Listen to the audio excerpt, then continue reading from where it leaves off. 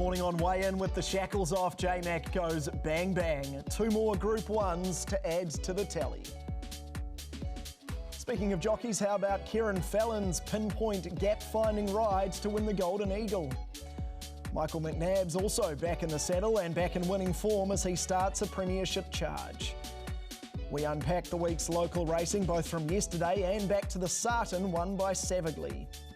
And we look ahead to the big one, yes indeed, Tuesday, the race that stops 2 nations, the Melbourne Cup. A very good morning to you on your Sunday here on Weigh In, as always on Trackside 1. Great to be with you and to unpack so much outstanding racing from the past 24 hours. We have a team on the ground in Melbourne, but as always, Emily Murphy is with me in studio. Morning to you. A very good morning to you too, Guy. What a weekend we had. Obviously, we talked about it on Trackside Premier, but Derby Day is really one for the racing purists, and it certainly delivered. And for our expat New Zealanders, who we talk about so often on this show, they produce the goods on the big stage once again, both human and equine. Yeah, too right, and we'll talk all about all of that throughout the show. But as I mentioned, Jayne, Ivil and Aidan Rodley are both in Melbourne live for us. Morning to you both. How was it yesterday for both of you? I know you were there as a fan, Jayne, but Aidan, you were there in a working capacity. Well, as Emily said, it's a race race day for the purists, and one of my favourite race days on the calendar. So, look, I thoroughly enjoyed myself. We witnessed some pretty special racing yesterday, Aidan, and we're down at a very windy Altona beach this morning. A tissue has obviously been in the water a little bit early on, but we've got a Melbourne Cup contender out there now in Zardozi, broadsiding. So it's actually a pretty nice way to spend a Sunday morning. Yeah, and there might be a couple. I think there might be Just Fine. There might be out there for Gay Waterhouse as well. Hi, Jayne. Yeah, it was an amazing day's racing. Just such a vibe there. That place was rocking yesterday. 81,000 there, which is, they get to this time of year, don't they? Just want to try and sort of undermine racing. That's what happens in the sport. But boy, I think there's a real statement made yesterday. People got there and they really let their hair down. On the racetrack itself, fantastic. I thought James McDonald, geez, he owned that. He's just like, it's like he's playing in a faster car, or he's playing with a different racket and he's just serving aces. He was just brilliant yesterday. His ride in the Coore was first class, and I thought his ride on the tissue was gold, but didn't she do a great job, the former Kiwi? I actually think in terms of James McDonald, we're really lucky to be racing fans in an era where we get to watch somebody as talented as him. He's one out of the box. Yeah. His records that he's putting together is phenomenal, and he will just continue breaking records because he's so young. So I think we're pretty privileged to have witnessed what we did yesterday, guys, at Flemington. Of course, Chris Waller, James McDonald, a couple of Kiwi breds helped us out as well. So all in all, a fantastic day of racing. Yeah, the shackles are certainly off for James McDonald, and one of those races that he did win in terms of a Group 1, one of his 2 Group 1s, was the Empire Rose, won by a tissue. The corner, 500 to go. It's Grinzinger Bell, shook up by 2 Revolutionary Miss Kamachi. Further back is Amelia's Jewel on the outside. El Safina is tracking up over on the rails, and behind those then was Lady in Pink and a tissue very wide. Grinzinger Bell with Amelia's Jewel the outer. El Safina back on the inside, and a tissue is coming with a big run. Amelia's Jewel at the 100 metres, 3/4 a tissue. Amelia's Jewel, a neck a tissue. Amelia's Jewel just in front of a tissue diving. It's a head bobbing. A tissue wins from Amelia's Jewel. Well, we're in good company here today on the opening day of the Cup, aren't we? And we are witnessing something very special, as it seems we so often do with James McDonald and Chris Waller. A tissue with a barnstorming finish to take out the Tab Empire Rose Stud. James McDonald, 2 Group 1s on Derby Day. Derby Day, baby. How good. What a mare this mare is. She gave her all there. She was out on her feet with 100 to go. Good mare, they just find a way, don't they? It was nearly a replica of last year, but she just had those gears this year, didn't she? Oh, absolutely. It was. Her performance last year was like a winning one, and I couldn't believe we run into an absolute champion and a great horse and quite a Jenny. Her performance was outstanding, and she's replicated it again. Yeah. She loves Cup Week, this mare. The atmosphere to riding on these big days or competing on big days is second to none, so I love it. well, you're just overtaken the great Tommy Smith in terms of Group 1 wins at these carnivals, and that's just an amazing effort and a testament to yourself and your team. Yeah, great team, simple as that. And it's a special day. Yeah, you pinch yourself some mornings, that's for sure, when you get up. And they don't all win. We get a lot of winners. We probably get more losers than everybody too. So, yeah, it's a great team effort. We're very proud on days like today. Yeah, so Atishu takes out the Empire Rose ahead of Amelia's Dual Sox Nation Orchestral finishing 10th. We'll get you straight to Melbourne with Jayne and Aidan, and team obviously a fantastic win for Atishu in the Go Racing colours as well. And Orchestral, we should probably talk about what happened to her as well. Yeah, we'll probably speak about Orchestral right off the bat, Aidan, because I think visually she looked a little bit disappointing in what we saw from her yesterday, particularly with her starting price. I know that she played up a little bit in the barriers. Mark Zara thought that her barrier manners probably cost her, but you've spoken to Roger this morning, and what's his feedback been? Well, the feedback, first of all, is that she's A-OK. There was no problem with her. She's gone back, eaten up, and he's gone and checked on her again this morning, and she's bright and happy and well. At the start, obviously getting it wrong, but they may be putting it down to the blinkers. I see in the starts report that Mark Zara was saying that the blinkers definitely didn't help. Her racing in those for the first time, yeah, it just was detrimental to her chances. Obviously, she got the start wrong. Whether that was a blinker issue or not, I'm just not too sure, but she got a long way back. She was in behind Atishu when Atishu made a run. She's 3 lengths behind and obviously had a horse to track into the race, but just didn't come on into it. Yeah, I don't know. She's below her best. Roger's saying this morning that she probably will never race in blinkers again after that. In terms of, I guess, the success stories out of the race, though, Atishu has had a preparation where she's probably a little bit disappointing in her first couple of starts earlier in the spring, and it's actually taken her a few runs to improve and to get to her peak.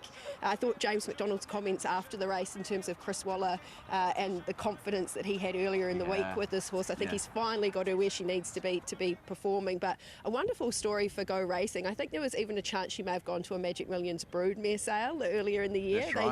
They changed their mind and they've carried on with her, and she's just been a wonderful horse for them. 11 wins now, $5 million in prize money, and obviously a bit of a flag bearer at the moment for Savagaly. Absolutely. Second in that race last year. She's come back this year. She's so willing. She really wanted to hunt down a very brave Amelia's Jewel, who was good.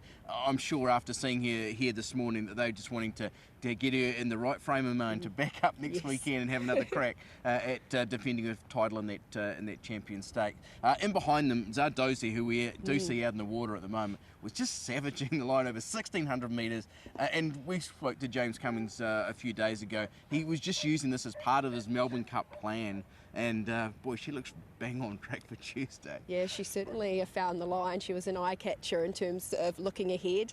Amelia's Jewel, obviously, Jamie Carr post-race said a terrific effort on the mare's behalf. Just thought that with the blinkers on, she didn't see Atishu coming. So not an excuse, still a really bold run, but perhaps cost her winning the race. Look, in terms of the race itself, Chris Waller now holds the record as the trainer of most wins in the race with 3, which is really interesting. It's obviously been shared around, through the time, but I think a really good result all round for Kiwi Connections, guys. Yeah, and thanks for that, team. And speaking of Kiwi Connections, Emily, Jayne mentioned Go Racing, a really important part of the racing world here. Yeah, and it's such an important part of the syndicate landscape in New Zealand. They invest a huge amount of money in the New Zealand racing scene and international racing scene. And what they offer their owners is the opportunity to have horses with a variety of different trainers across Australia. And then with the international influence they have heading up to Europe, buying these international imports and bringing them across to be trained by Chris Waller. And obviously in New Zealand itself, the impact they've had, just think of a horse like Velocious from last season, giving so many people the opportunity to be involved in such a top-class filly. So syndicates are so important to the landscape of our racing. It's almost impossible to run racing without... They make it so much more accessible for people to get into racing, don't they? And the management of that and the administration that goes into that, the connections, the obviously the communication that's involved in running a syndicate is huge. So for them, on a big day like that, to have the Go Racing colours winning one of the 3 group runs on the programme, I think is a really great asset, and we should look favourably upon here in New Zealand. Yeah, very much agree with you. you there. Moving on to another one of the Group 1s that was raced at Flemington yesterday. It was the Coore Stud Stakes, won of course by Switzerland, with Bellatrix Star very impressive as well. Coleman next from Bellatrix Star, Switzerland, Gallant Sun first settler, and Gatsby's is waited with. They got to the leader, and now Lady of Camelot, Growing Empire go through, with also Stolly Bolly and Switzerland right down the outside. At the 150, Switzerland sprints hard, takes the lead, draws a length in front, 2 lengths in front. This is going to be dominant. Switzerland the big winner by 2.5, Bellatrix Star. Well, there you have it. Another Coore Stud Stakes for Chris Waller. James McDonald doing what he does best. Group 1, Jayne back. That's what we do, Phil! Yeah! You've won 3 of the last 4 Coore. You've just got a stranglehold on this race. Well, mate, these horses, the 4 I've ridden have been absolute stars. This is one of the nicest colts I've sat on for a while, and to get the chocolates like he did, superb, outstanding. It's a fantastic week, and yeah, so many great stories are made here, and yeah, I guess it's just a privilege to be here, training these horses. I'm a little bit spoiled. He's a very well-bred colt, and yeah, it's just an awesome win. It was really good. It was dominant. It was arrogant. James rode him perfectly, as we know James does, and he's part of history. There was a lot of confidence about Switzerland building up to the race, and as Chris Waller says, it was an arrogant win. He was very, very impressive. An excellent horse. Bellatrix Star, geez, if she had got a slightly better run, maybe got the gap a little bit earlier, she could have been right there in the finish, but still a huge run. Yeah, there's so much to unpack out of the Coore Stud Stakes, isn't there? Obviously, there's the rinse and repeat with Chris Waller, James McDonald, and their stranglehold on the race itself. I think it was Chris's 6th victory in the race and James's 3rd victory in the race.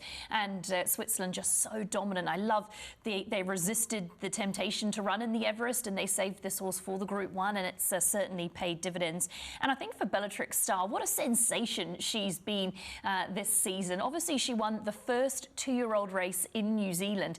Feels like a lifetime ago, and she put together a couple of nice wins in 2-year-old company, but she is so important for 2-year-olds in New Zealand and what they can do. She's my star witness, and we talk about syndicates with Go Racing. Exactly the same for her, an opportunity to have a runner in a Coore Stud Stakes, and that Group 1 placing, that'll be on her resume forever. We'll get across to yourself, Aidan and Jayne.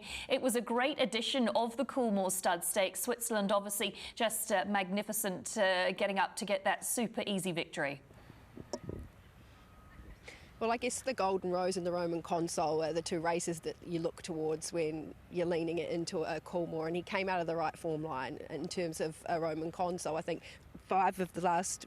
Sorry, we've got flies everywhere around us here. Of the last 20 years, we've seen 5 winners come out of the Roman Consul, so it was certainly the right form race, but I think the ride won it, didn't it? Oh, amazing ride, and he just bided his time, got to the spot where he wanted to, and what a race where, geez, I didn't expect to see that much speed in it. Like, Hugh Bowman's just let his horse run, and from there, very hard to run down. You know, those leaders have just set it up for the closers. Bellatrix Star, who gets back to the inside, actually runs the quickest last 1,000 of the race. Second quickest 8.64 and 200s in behind Switzerland, but her run was very good. To get second after running so well in the Scalacci Stakes against the older horses, to come out and do that in a highest quality. This is a blue ribbon sprint, and her performance is of the top degree. Her, I guess, progression through the spring has been fantastic, Bellatrix Star. She's really put her name up as a contender in some of these bigger sprints races, even perhaps next season. But look, a good result for Coore. Look, the big guns were at it again in terms of winning the race, but they paid $1.5 million for him as a yearling out of the Arrowfield draft, so they invested plenty of money. And we have talked about it before, Aidan. A lot of these studs now are looking at their stallion market as yearlings, trying to buy them a lot cheaper than what they'd have to pay for them if they won a Coore. Yeah. I mean, he's worth $20 or $30 million having won a Coore. They only paid 1.5 from at the yearling sale. So I guess studs are going about things a little bit differently in terms of filling their stallion rosters now. Yeah, it's a stallion-making race, but what does it say about Bellatrix Star? Yeah. Really, it was a broodmare going ahead, and good on Mark Walker for rolling the dice, bringing her over. You know, who would have thought that she'd be running a second in a Coore when you're looking at what she was doing back home as a 2-year-old, but hats off to him for what he did. Yeah, look, a really nice result for the Coolmore team. Guy, they got the perfect result in terms of building their stallion roster, and I think it's pretty exciting now that there's some talk we might see the horse head to Royal Ascot. Yeah, that is incredibly exciting, isn't it, Emily, for the champion sprint? Oh, it certainly is. And of course, we just talked to Team Tiakau this morning, and they're considering, obviously, heading with Bellatrix Star towards Champions Day. So fingers crossed we can see her doing her thing again. The other Group 1 on the card was, of course, the Victoria Derby, won by Gold Rush Guru from Scary, then China Sea and King of Wall Street. And I'll bring in the Melbourne team here to talk over this vision. And a very intriguing and up and down day for Jamie Kah, who got on board. Or Emily, I'll bring you in. Jamie Kah, who had quite the day, obviously winning on Another Will earlier in the day, then got knocked in the nose, and there was some word from Channel 9 that she might be out for the entire day, then obviously was cleared to ride and goes and does this on Gold Rush Guru. Yeah, complete roller coaster for Jamie Kah of an afternoon, and I think a really important point of this victory around Gold Rush Guru is that Jamie Kah is a South Australian girl, born and bred. This is a South Australian horse, and the form was really hard to marry up because had nice form in South Australia, but you didn't know how it was going to tie in with the Victorian and New South Wales form, but it has been far superior, and I love the way this horse got through the line and was so strong. She had to sort of slowly work around to get into that good position from the wide draw. This horse is just full of running in the closing stages, and Jamie Kah is a sensational rider. There's barely a big day that she doesn't deliver some sort of a result, and it was incredible what she was able to do. Obviously, Jayne and Aidan, you were there, and there was some drama that unfolded, wasn't there, earlier on in the day, but to pick herself up and win a derby, it just shows what class she has. Yeah, she's certainly a class jockey, and it was a brilliant performance in the saddle. I thought a really interesting ride from her, Aidan, because she was trapped a little bit deep earlier in the run, and she was quite patient. She didn't pull the horse back or try to find a spot. She just let it unfold in front of her, and when she did get in, the horse actually relaxed beautifully for her.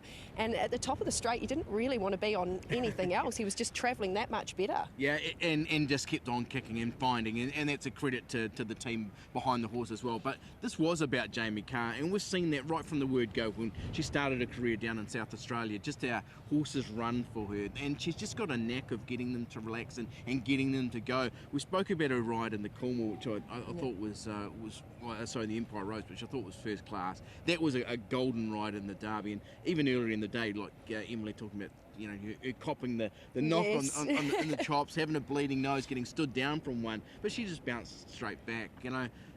Obviously a really good win earlier in the day, an emotional win as well. So some sort of day out for a star jockey, let's make no mistake. You know, she everywhere she goes, people want to know about what she's doing. There's going to be some of those sort of, you know, no James McDonald in a Melbourne Cup, you know, those weights is another issue. But, you know, she's probably the star jockey. You know, we've got Rachel King coming back from Breeders' Cup Day, which is great. But I think she's the X Factor jockey at the moment. She's done a wonderful job here in Victoria to promote the racing industry, and she's certainly a star here in Victoria, statewide. Australia-wide, really. Look, I just thought it was a really nice South Australian story in terms of Andrew Lewis. He was obviously part of the team when Rebel Raider won a derby for Leon McDonald. Leon retired last year, so he's got a derby in his own right. It was bred by a nursery in South Australia, Mill Park, who have an incredible record. They were the breeders of Rebel Raider and of Warning, so 3 derby winners now for them. So I just think it was just such a nice South Australian story with all the connections, the breeding of the horse, so a wonderful result. And that South Australian story, just before we leave, that's a South Australian form. It's very clear, Linda. You should say she sort of got broke into the big time, basically, and to go back, and especially, you know, with Claire's association with the same stable with Leon McDonald going back for all those years. So, yeah, one for Adelaide, really, wasn't it? Yeah, it was, definitely. Go and chase those flyers away for a couple of minutes, and we'll take a quick break here on Wayne. Stay there though, team. We'll come back to you on the other side where we talk about the Carbine Club Stakes, and how that relates to the NZB Kiwi, the Sarton, during the week as well. But we'll leave you heading into the break with a win for the TAB Racing Club, hopefully the first of many, with Bella Ragazza. Bella Ragazza hit the lead from Sunset Express with the blinkers on today. Bella Ragazza gets the job done.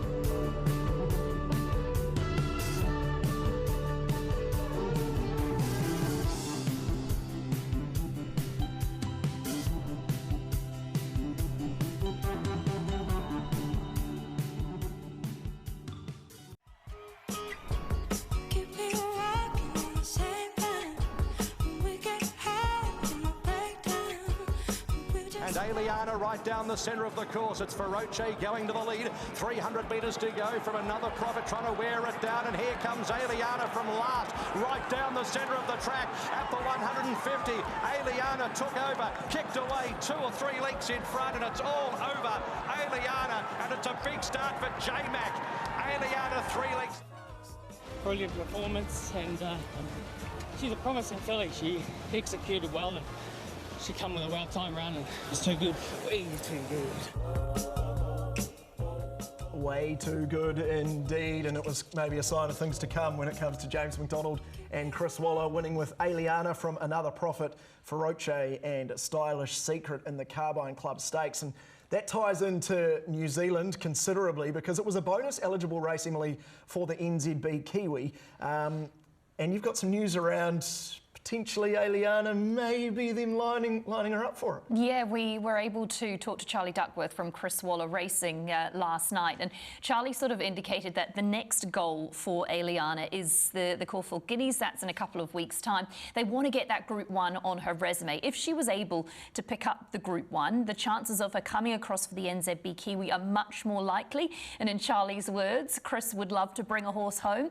So fingers crossed she can get the Group 1 in the Caulfield Guineas. They can give her a break in the 1,000 Guineas, and then they can bring her back and prepare her for an NZB Kiwi. So whilst there's not anything confirmed, it's certainly on the radar, not something that they've ruled out entirely. Really like Aliana. She obviously moved into favouritism for the NZB Kiwi so early, and so much to unfold over the coming months. But she's really progressing through the grades with ease. She's stepped up to every challenge she's been asked. Obviously, she won on Everest Day pretty impressively under James McDonald, and then has handled the trip to Melbourne, which is an important part of potentially a trip to New Zealand, and has really produced a devastating performance. James McDonald spoke about her promise as well. She's by Castelvecchio, so obviously has the Australian influence, but she was sold under Coore Stud draft for $180,000 in Book 1 to Star Thoroughbreds. So there's that Kiwi influence through her that we're going to be following, and when it comes to an NZB Kiwi, it just heightens the excitement. And wouldn't it be magnificent to have a Chris Waller trained runner in New Zealand for the NZB Kiwi come March? I just get the sense that he wants to be a part of it somehow, and if he can find a horse, and clearly she's a prospect in that regard, if he can find a horse, he'll do everything he can to get here. So let's hope she can go and win that Group 1. Win the Group 1, that's what she needs to do. Exactly right. We'll be cheering her home, and that in a couple of weeks' time. Yeah, too right. You saw Savagaly in that market there for the NZB Kiwi, so that leads us nicely into the Sarton Memorial held during the week, the delayed or the postponed Sarton. We'll talk about that side of things shortly, but this was won by Savagaly, as I mentioned, from Whiskey and Roses, Captured by Love, So Naive. Savagaly is really looking a very, very strong 3-year-old. He really is. I just love that he's just such an honest colt. He just turns up and he's so adaptable and versatile. It doesn't matter if the track's off or the track's good, and I love the way he can put himself right there in his races, and it's going to really serve him well. He's shown his versatility left-handed, right-handed, and off-track there at Te Aroha, good surfaces previously. So a lot to like about him. It's so tough, isn't it, for these trainers and for horses? They're having to adapt constantly. Obviously, he was affected by Hawke's Bay being abandoned, and then affected again by Te Rapa being abandoned. So these trainers have had to pivot and turn and change plans, and obviously that's impacting what they're doing a lot. But he's shown that he is versatile, he is adaptable, he can handle change. And for a horse like Captured by Love, obviously they've elected not to go with a quick backup to the 2,000 Guineas. They're going to hold fire and wait for the 1,000 Guineas a week later. She was good, and I think just affected by the track conditions, obviously, on the day. Speaking of the Beaten Brigade and Captured by Love, we'll hear from them, starting with Sam Burgesson. The rain on the day really sort of hindered our chances there. But look, she's pulled up well, so hopefully, you know, it all goes well for 2 weeks' time and the 1,000 Guineas. Yeah, and that's the plan now that's set in concrete, that you're heading towards the 1,000 Guineas. Yeah. Obviously, there was sort of speculation we were going to go to the 2,000 Guineas, but following Wednesday and sort of that race getting put back from the Monday and a trip to the races where she didn't get to race and things like that, we thought the extra week would do her the world of good. But she seems to have pulled up well. She had a quiet canter there this morning, and she seems fresh and bright. So fingers crossed, you know, the next 2 weeks go well. For a super run, I was pretty excited about the effort.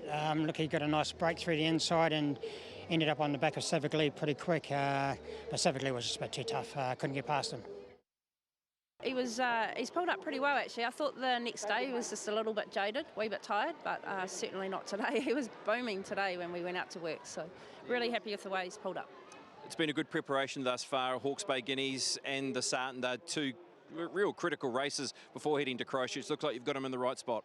Yeah, he's getting better. I wouldn't say it's been easy.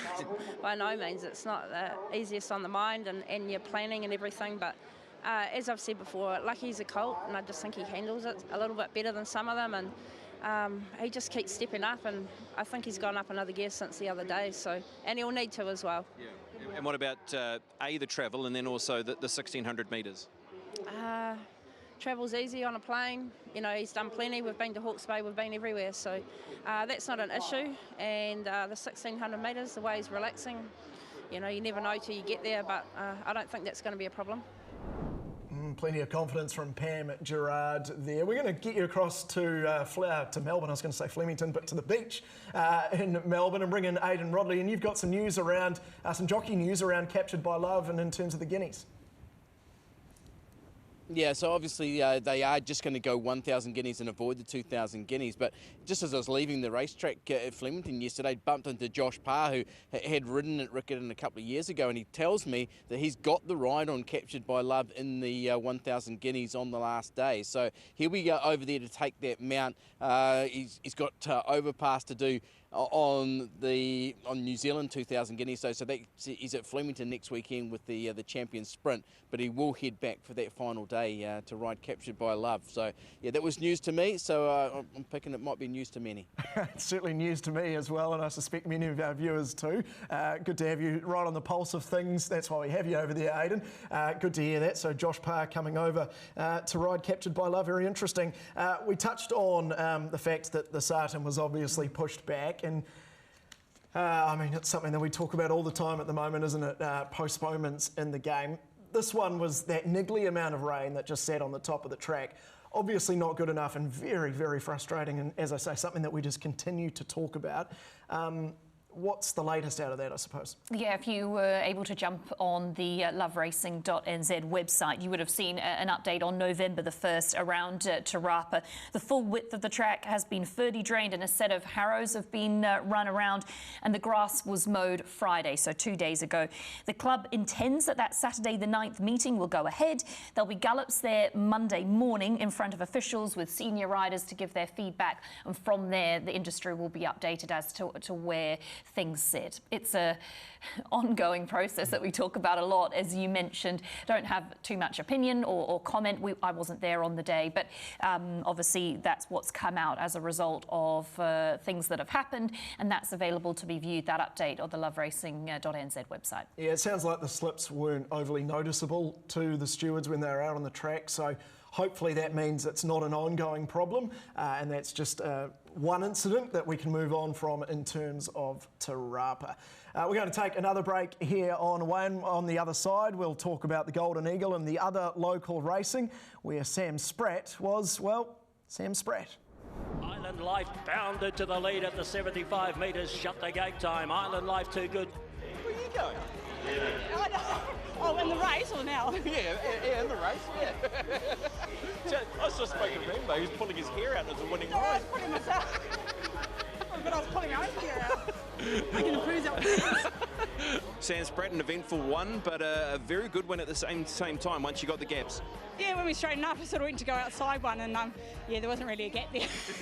I think I was pushing my luck, but as soon as I went back in again, she had an explosive turn of foot, and we had one easy. I think she is going to go further. At the moment, she just needs to probably take a little bit more of a chill pill, but nah, she was pretty good.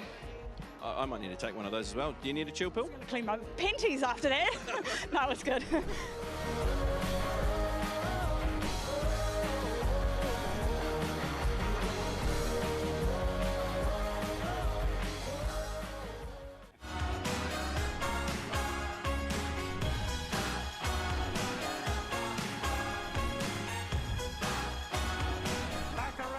Knuckling it out of the furlong. Macarena testing Lizette. Now Tom Kidden starting to run on. Macarena in front. Steffi Medica's getting a gap. And Tom Kidden launching. Lake Forest bursting home on the rails. Lake Forest. William Haggis has done it again. Lake Forest got up to nail, I think, Lizette and Tom Kidden on the wire with a rails hugging ride from Kieran Fallon. Oh, every time William Haggis comes to Australia, he gets us in one of the big ones. This doesn't get old, does it? It's just as exciting every time. Look, absolutely delighted with the horse. Kieran's ridden the most beautiful race, and yeah, we used that explosive turn of foot, and my God, those last 200 metres, he was impressive, just phenomenal. I couldn't be prouder of the whole team. Well done, Kieran. Wow. Lost the words, incredible. You've ridden some big races around the world. How does this measure up? This has got to be up there, probably my favourite. You know, money-wise, it's incredible. You know, you've got the Japanese, the French, obviously your horses. So to be able to take these on and come out on top, it means a lot.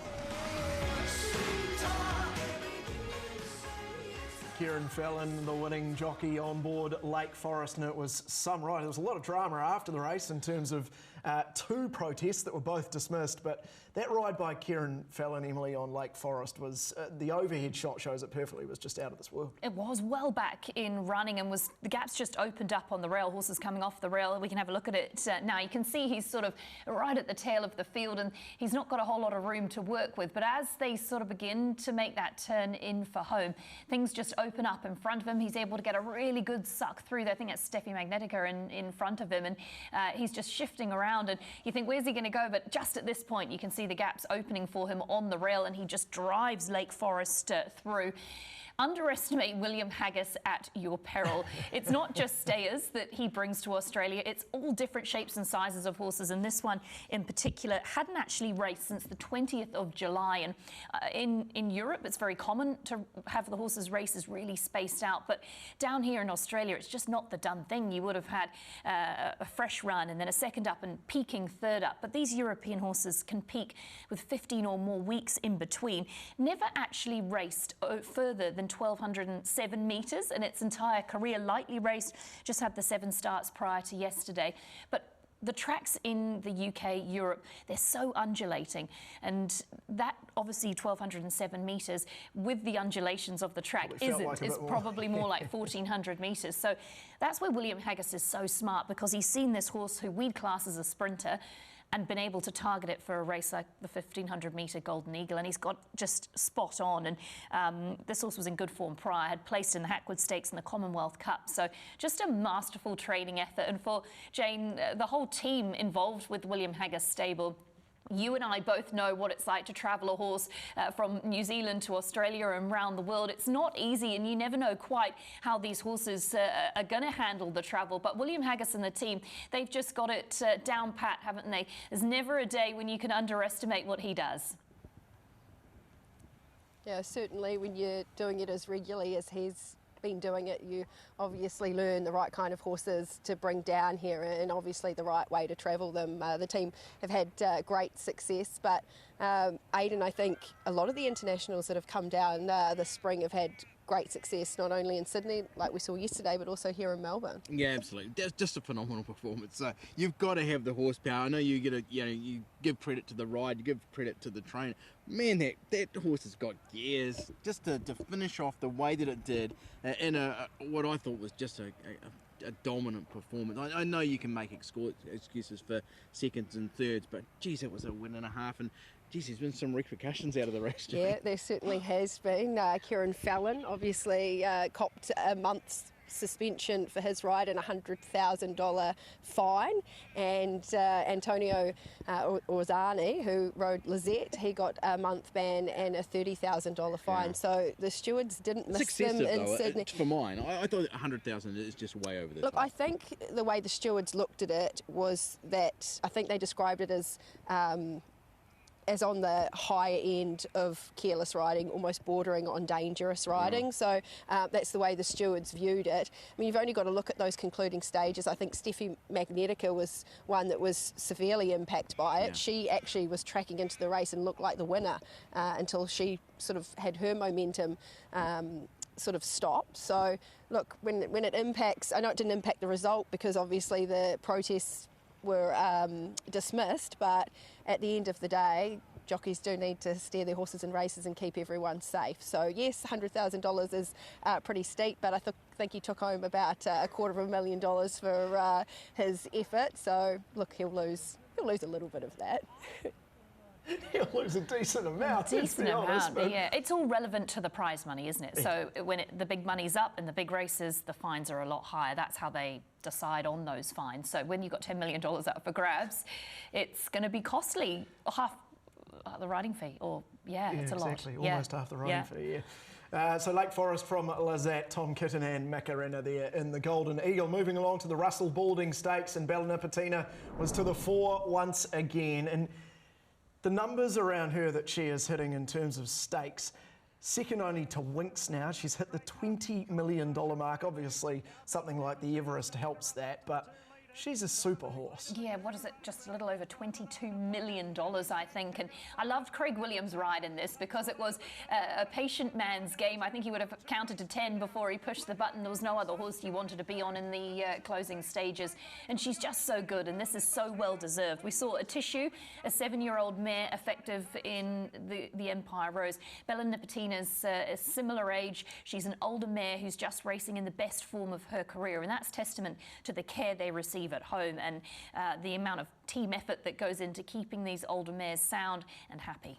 And they reckon she could get better, which is quite a frightening prospect for the rest of the sprinting ranks over in Australia. Well, that is Australia done for now. We'll talk about the Melbourne Cup later, obviously, heading towards Tuesday. But we had some decent races, or some very good races, back here in New Zealand as well. Starting at Tauranga with the Open 1300.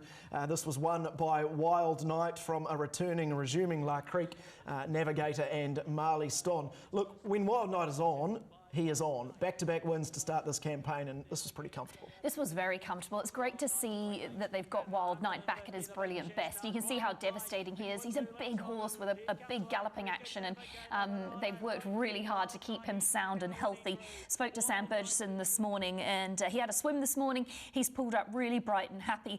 They're more likely to go back to Tauranga and then on to Wellington, but they're just going to see how he does this week. But based off that, you'd think he could only improve. That was only his second up run, so third up you'd be thinking he could reach his brilliant best. La Creek, I thought, ran really well, an attractive run. She doesn't carry weight particularly well, so I think for her that was a really good effort. Navigator got going late, just cost himself at the start. He's one to follow as well. Lux Libertas did get knocked around a bit, so don't rule Lux Libertas out at that level. Just give her another chance with some little better conditions surrounding her. So a nice return from Wild Knight, and a very nice return as well from Michael McNabb, who's back from the sidelines and straight into the winner's circle.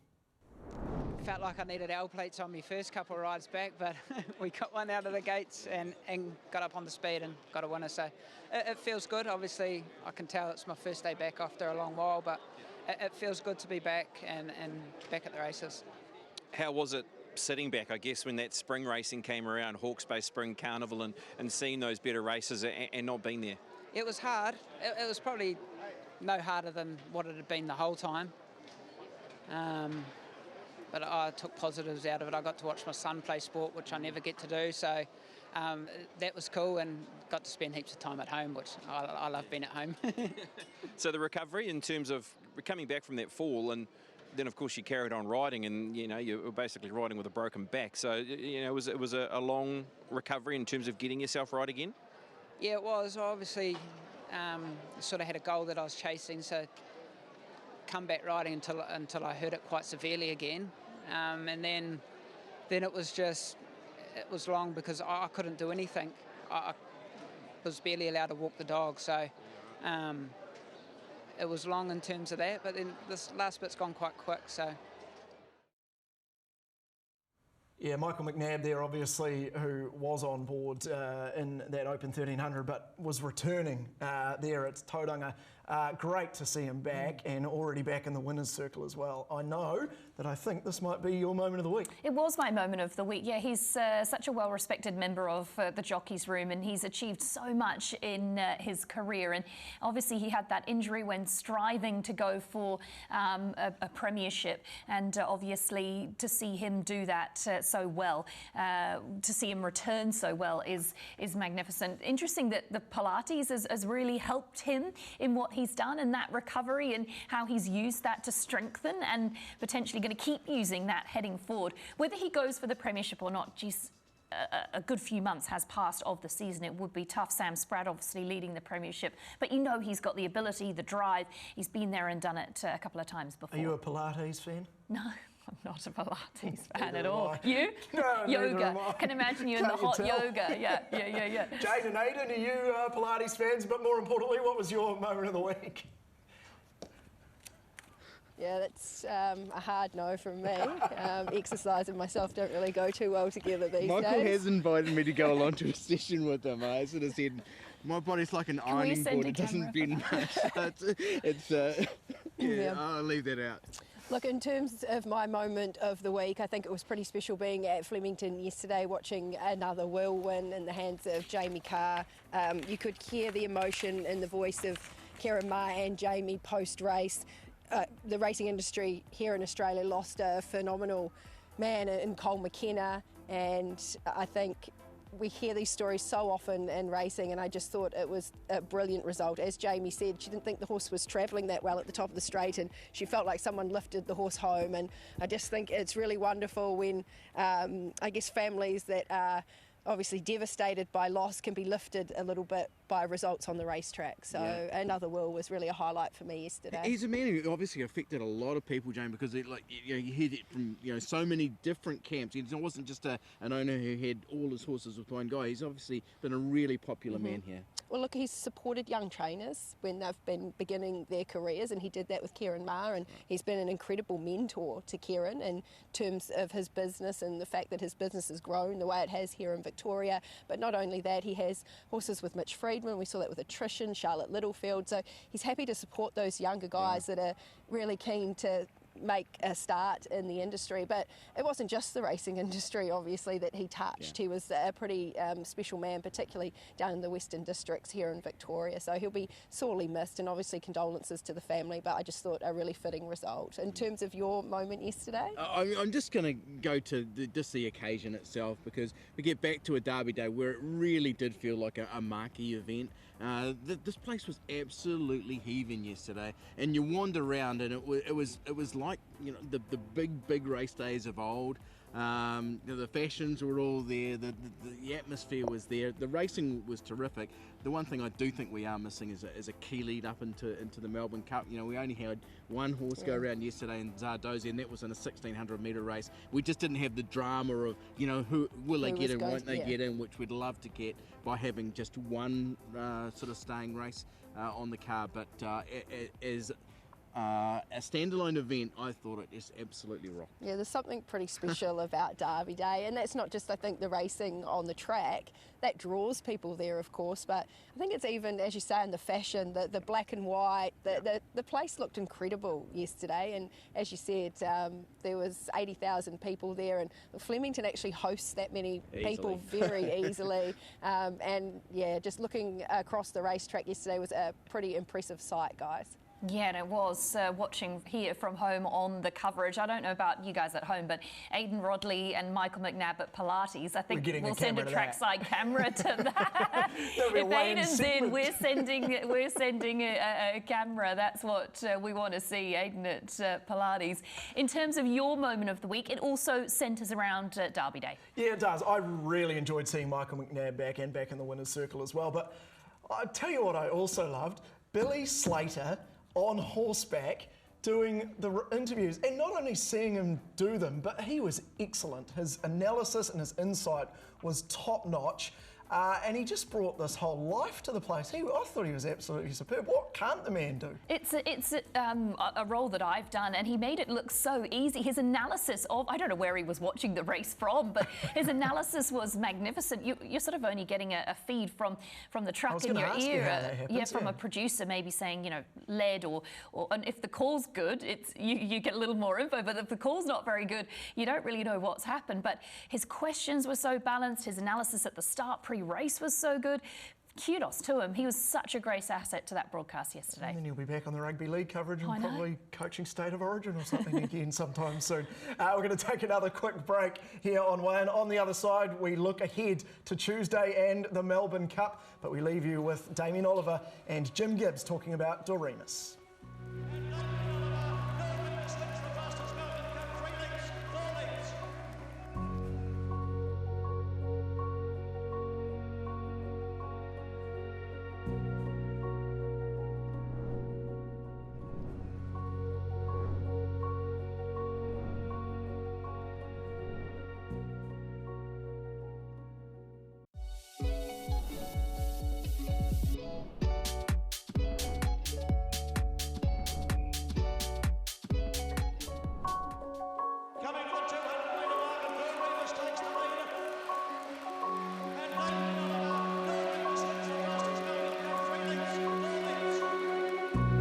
Fancy seeing you here. Yes, hi Damien. Good to see you, mate. Yeah, long time. Geez, you're looking well. Am I? Yeah. We had some great old times with Doremus, eh? Back in the Melbourne Cup in those days. They were wonderful memories. I was lucky when I sold him on and kept a share, otherwise I would have had egg on my face. Yeah, it wouldn't have cost you much to buy him in the first place, would he? I bought him at the worst sale in New Zealand, and he was recommended by the breeder. When I asked him, he said he had a good paddock galloper just in the paddock as a young horse. So I went to this poor sale and I went up to him and I said, John, where's this horse that's a good paddock galloper? And he looked at me and couldn't remember. And then suddenly saw, that's him there. And he had this chestnut horse with his head poking over the boxes. And I thought, oh, he didn't look much. And then he pulled him out of the box and I went, oh my God, he's light and he's weak. God, no. And Keith Hobb, the great announcer here in New Zealand, selling him, and he couldn't get a bid. In the end, I think he threw his own bid in, you know how they do, 4,000. Yeah, right. And I don't know why, I put my hand up and I owned him, $4.5 grand. Coming to the 200-metre mark, and Doremus takes the lead. Nothing like a Dane on the inside, finishing very determinedly. But Doremus is clear in the final stages. He's set for the double Doremus for Leith Redmond and Damien Oliver. Doremus wins the fastest Melbourne Cup, 3 lengths, 4 lengths. Mate, this is unbelievable. I just won the Melbourne Cup.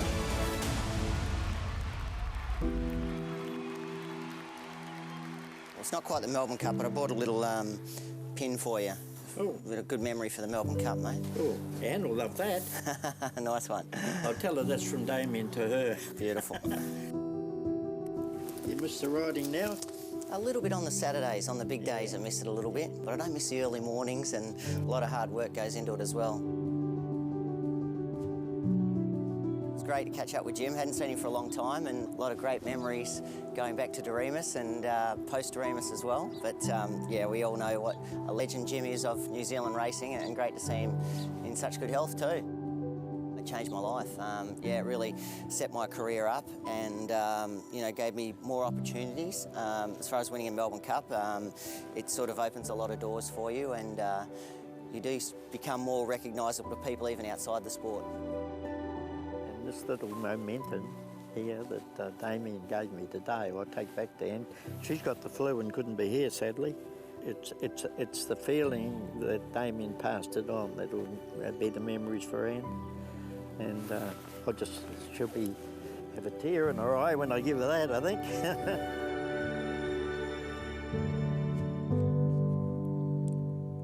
An outstanding piece. Jim Gibbs, that was just beautiful with Damien Oliver, and it just shows what this game can do to you, even at the best of times, can bring anyone to tears. We're going to get across to Melbourne. Obviously, we had the draw for the Melbourne Cup last night. They're not quite ready over in Melbourne, but we will get there very shortly.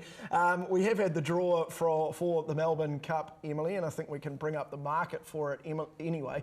The interesting ones, particularly in terms of Buckaroo, has drawn quite outside, and Vauban has drawn about 11, I think, and has moved in the market a little bit as well, which both of those are reflected in those numbers. There's plenty of value to be found, I think, if you want to take a chance or there's something you like further down that page.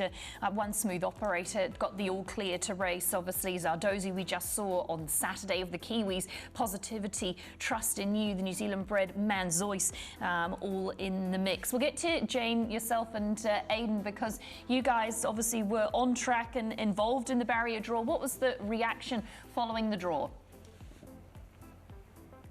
I think there were some winners and losers, weren't there, in terms of the barrier draw, Aidan. Obviously, you were able to speak to a few connections last night. Buckaroo, probably the one that is a little bit disappointing in terms of him being sort of the horse that everybody thought had the perfect build-up into the race. It certainly hampered his chances. Yeah, barrier 20 is not ideal for him, but you go back and see what he did in the Caulfield Cup, and I think it's probably one of the best trials. Certainly the Country Cups have maybe thrown up a couple. The Bendigo Cup win Seeking was excellent. One Smooth Operator at Geelong, so they've been okay. How much impact does a barrier draw have on these Melbourne Cups? Obviously, you want to have a suck run early. I think that the biggest loser has been Buckaroo, but in terms of winners, they were really happy with 15 for Sharp and Smart, for example. So, overall, I don't think it's got a huge impact on the race, but, maybe the biggest loser, Buckaroo guy. Well, let's hear from some of the key players in terms of how they saw the draw, starting with Kieran Mah, who has 4 runners in the race. Yeah, I'm pretty excited. Pretty proud of the team. It takes a lot of planning and time and effort to get one or any into the Cup, let alone 4. So pretty proud of them. And they've got a sense of timing about him. Akita Sushi, hitting form. The last 2 starts been very good. He runs 2 mile. Interpretation is the same. He's he was solid last year, and I think he's in better form. Circle of Fire probably just needs to find that little bit of form. He's probably not in the form that he was in the autumn. And St George, I don't think he's showed what he can do. He's a bit of a smoky. Who's the one that's impressed you most in the last week of training?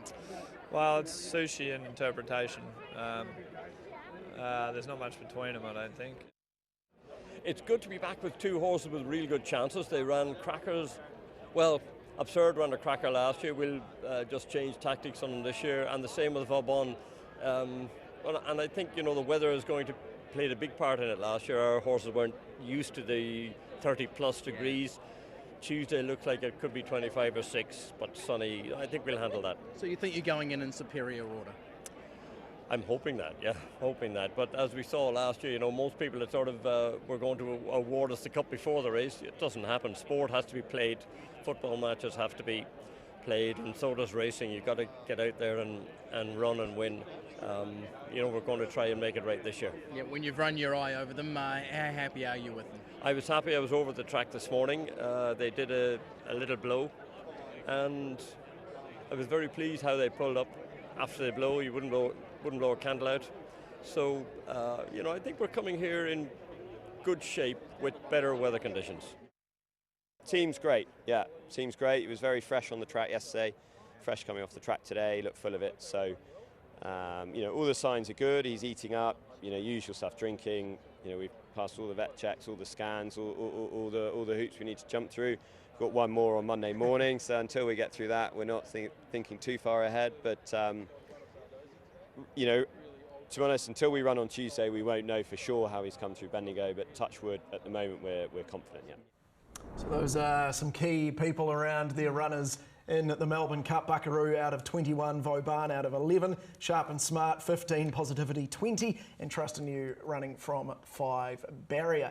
Right, we'll get back across to Melbourne because it is time. We're not doing Weight Watchers this week, folks. I want your Melbourne Cup tips, please. Who you got? Well, look, I was all over Buckaroo until the barrier draw. I've still think that he can win the race, but it's made it a lot tougher for him. So, look, I've gone with Vauban, who I think just comes here off of a much better preparation. I know when Willie Mullins bought the horse here 12 months ago, he thought that it was one of the better stayers that he had in the stable. He genuinely believes he's a quality individual. His build-up's been better this year. He came to Australia a little bit later. He's had a little bit more racing. He thinks he's got a fitter horse on his hands. Barrier draw suits him. I think they're going to ride the horse a little bit colder than what they did last year. I would only say is just watch the horse in the mounting yard. It was 30+ degrees last year and the horse just melted. It was a terrible parade prior to the race. Willie says that obviously the weather conditions are going to suit him a little bit better this year. I do know that he's played up a little bit in the mounting yard in Europe in recent runs. So look, he's on his toe. That's going to be okay as long as he doesn't melt. But one smooth operator is the other one I like, and I thought Zadozi was eye-catching yesterday. Yeah, Zadozi was a terrific trial too. So yeah, we just want to see the Kiwi horses run well. I'm with Buckaroo. I just thought the Caulfield Cup run was just too good to ignore. Barrier drawn, maybe a little bit of a concern, but yeah, let's hope the Kiwi perform well too, guys. Thank you, team, for that and for all your input to today's show. Emily, who have you got in the Melbourne Cup? I'm really going to just state you here and say I'm not giving a tip because you need to tune in to the Melbourne Cup Preview show. This is code 4. Okay, haven't quite done the form, all of the form yet. But no, you really need to tune into the Melbourne Cup Preview show because we're going to be going through all the different themes, the international horses, Monday, 7:30 p.m. Be there or be square. Right here on Trackside. Exactly. I love it.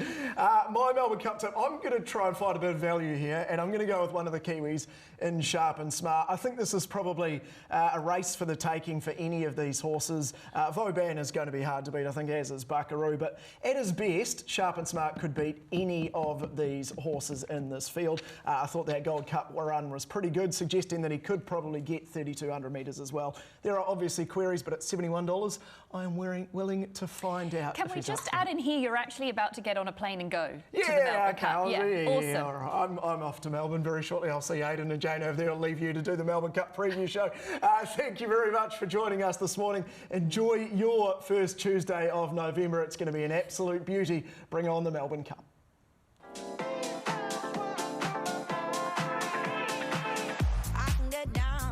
This is going to be dominant. Switch on the big winner. Group 1, J-Mac. That's what we do, Phil. Mess me around, and now you keep calling, wondering. Payday for the Iron Lady, Bella Patina. Told you it's the end for you, and I swear this time. And Gold Rush Guru won the Derby. It's a lie when you call my name. Yeah, ooh, that sounds so right. Lake Forest bursting home on the rails. Lake Forest, William Haggis has done it again. Group 1 action and they're racing. It's a head-bobbing go. A tissue wins. James McDonald, 2 Group 1s on Derby Day. Derby Day, baby. I wanna